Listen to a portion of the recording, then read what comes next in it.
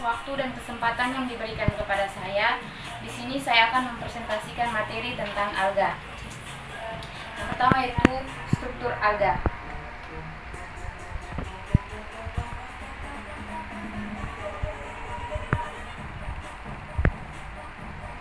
Mikroalga pada umumnya merupakan tumbuhan rennik berukuran mikroskopik.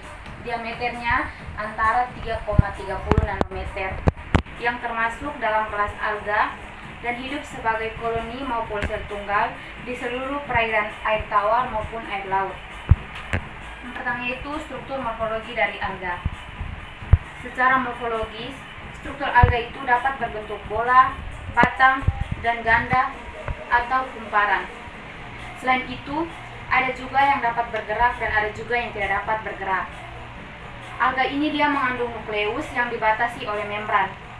Setiap selnya mengandung satu atau lebih kloroplas yang dapat berbentuk pita atau seperti cakram, sebagaimana yang terdapat pada tumbuhan hijau.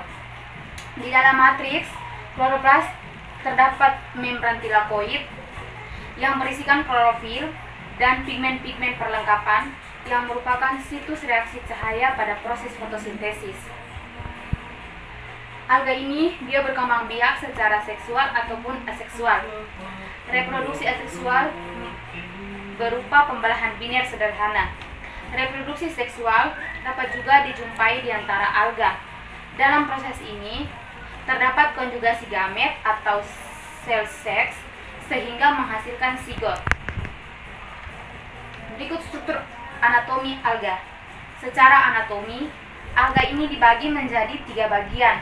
Yang pertama yaitu membran plasma, yang kedua sitoplasma, dan yang ketiga yaitu organel sel. Kita masuk yang pertama yaitu membran plasma. Membran plasma ini dia terletak paling luar dan tersusun oleh lipoprotein. Artinya bahwa gabungan lipid dan juga gabungan protein. Membran plasma ini bersifat selektif permeabel, yang berarti hanya dilewati oleh molekul tertentu saja dan bertanggung jawab dalam transportasi zat dari dalam sel ke lingkungan sel. Alga ini dia memiliki dinding sel di luar membran sel. Sebagian besar dinding sel alga ini tersusun atas selulosa, meskipun kadang mengandung silika atau kalsium karbonat. Sebagian alga juga memiliki dinding sel yang mengandung manan, silan, asam alginat, agaros, dan lain sebagainya. Dinding sel ini dapat berbentuk filamen seperti pada fungi atau tersusun atas plat-plat yang disekresikan oleh badan Golgi. Terdapat kelompok tertentu yang tidak memiliki dinding sel padat, tetapi selnya dilindungi oleh pelikel protein yang fleksibel di bawah membran sel. Materi dinding sel ini diproduksi dan disekresikan oleh badan Golgi. Yang berikut kita masuk yang kedua yaitu sitoplasma. Bagian cair yang di dalam sel itu disebut dengan sitoplasma. Pada sitoplasma ini terdapat organel yang mempunyai fungsi tertentu. Yang ketiga yaitu organel sel. Pada organel sel ini terdapat bagian-bagian. Yang pertama yaitu retikulum endoplasma. Retikulum endoplasma ini merupakan jalinan saluran yang dibatasi oleh membran yang kontinu dengan selubung luar nukleus. Fungsi dari retikulum endoplasma ini yaitu sebagai alat transportasi zat-zat yang ada di dalam sel itu sendiri. Yang berikut yaitu ribosom. Ribosom ini dia terdiri dari subunit protein besar dan juga kecil. Sebagian ribosom melekat pada sepanjang retikulum endoplasma, sebagian lainnya itu bebas pada sitoplasma. Fungsi dari ribosom sendiri ini adalah sebagai tempat untuk sintesis protein. Yang berikut yaitu mitokondria. Pada mitokondria ini dia mempunyai 2 lapisan. Membran dalam yang berlekuk-lekuk dan biasa disebut dengan krista. Fungsi dari mitokondria ini merupakan pusat respirasi seluler yang menghasilkan banyak ATP atau energi. Mitokondria pada alga ini mempunyai dua tipe, yaitu yang pertama yaitu flat lamellar cristae.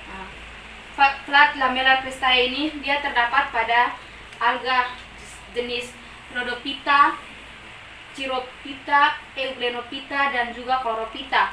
Yang kedua yaitu Tubulus cristae.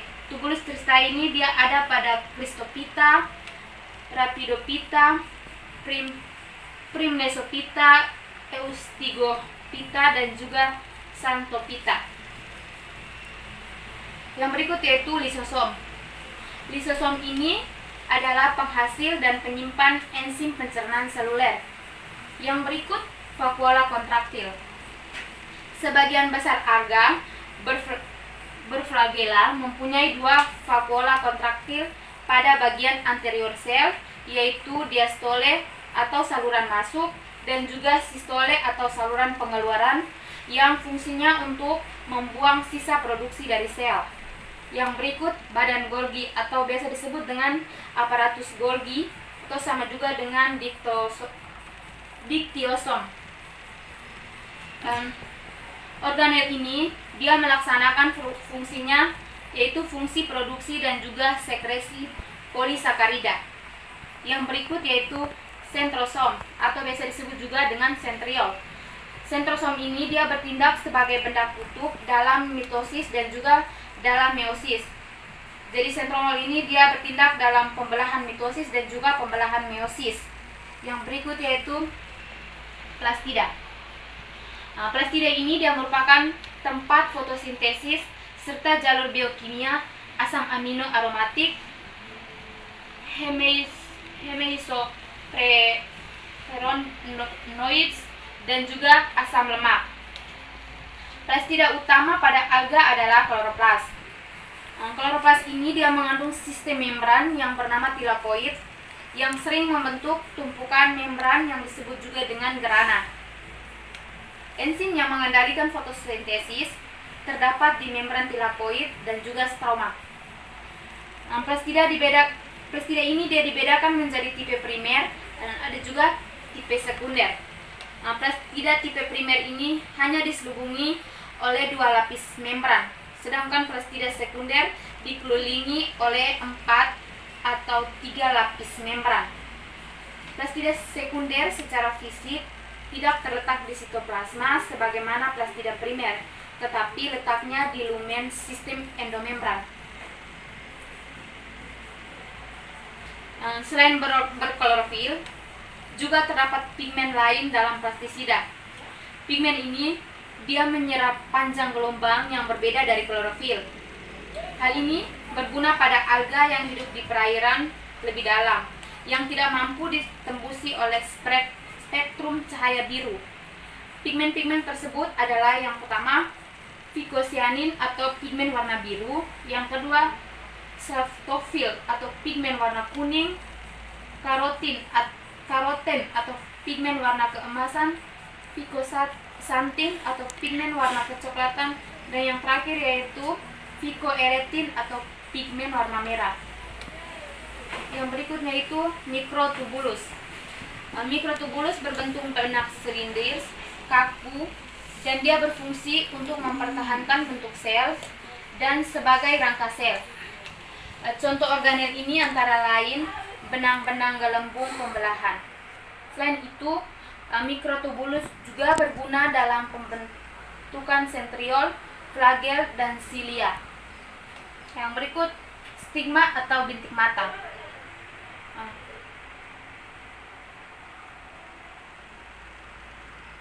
Stigma merupakan area sitoplasma dengan konsentrasi pigmen tinggi atau biasanya karoten.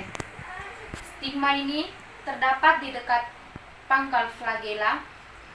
Stimulus stigma oleh cahaya akan menstimulasi flagela pula sehingga terjadi gerakan mendekati sumber cahaya.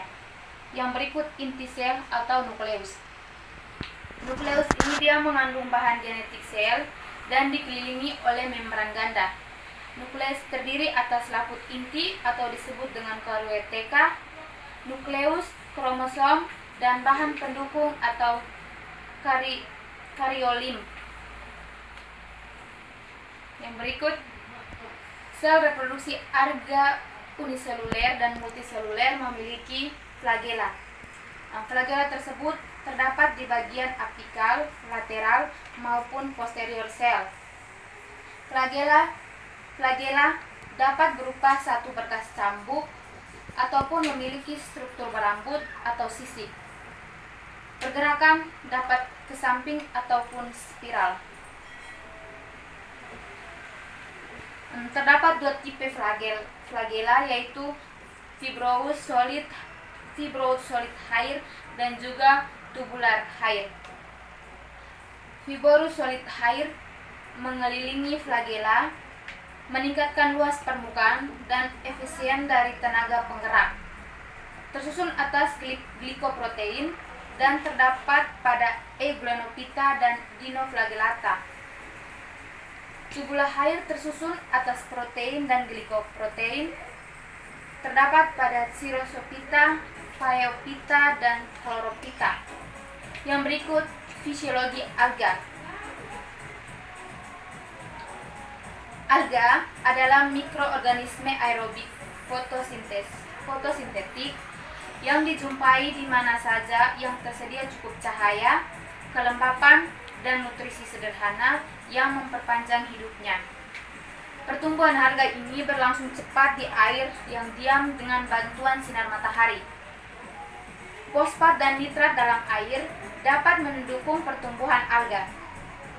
Beberapa spesies alga hidup pada salju dan es di daerah-daerah kutub dan puncak-puncak gunung. Beberapa ganggang hidup di dalam sumber air panas dan juga suhu tinggi 70 derajat Celcius.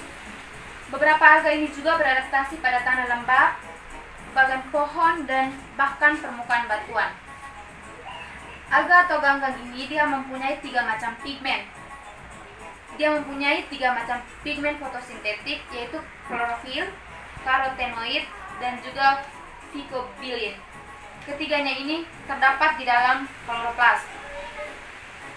Sebagai hasil dari fotosintesnya, alga ini dia menyimpan berbagai produk makanan cadangan sebagai granul atau globul dalam sel-selnya. Ganggang hijau ini dia menyimpan patis seperti yang terdapat pada tumbuhan. Alga lain dapat menyimpan macam-macam karbohidrat berupa alga dan menyimpan minyak atau lemak. Sekian hasil presentasi saya hari ini. Terima kasih.